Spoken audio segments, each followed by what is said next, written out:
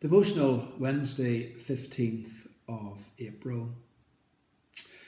During World War II, an American bomber dropped its load of explosive devices over a German industrial complex.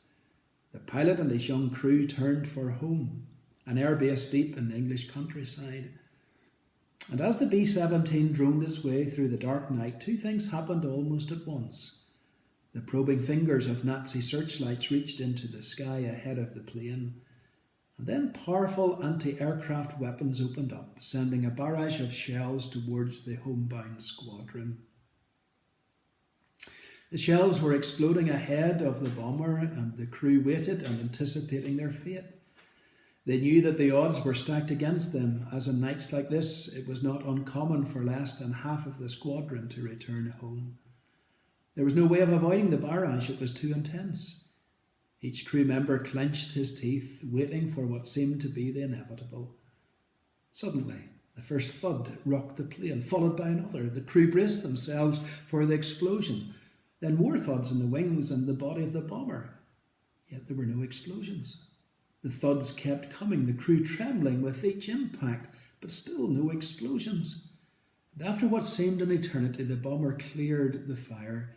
Each crew member dumbfounded that they'd been hit several times but were still flying. The bomber made it back to base miraculously, even though badly damaged. Once on the ground, the engineers began to examine the damaged plane, and one of them emerged from the belly of the plane with an unexploded shell. It turned out to be one of about a dozen unexploded shells.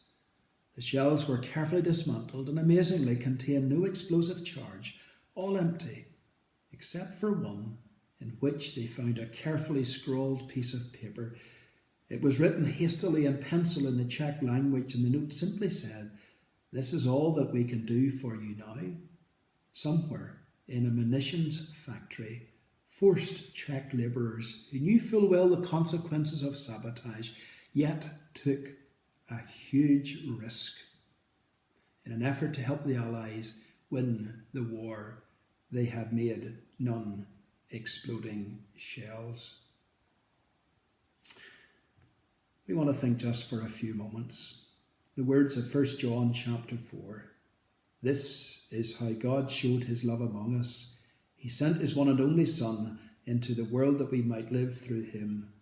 This is love, not that we loved God, but that he loved us and sent his Son as an atoning sacrifice for our sins. Dear friends, since God so loved us, we also ought to love one another.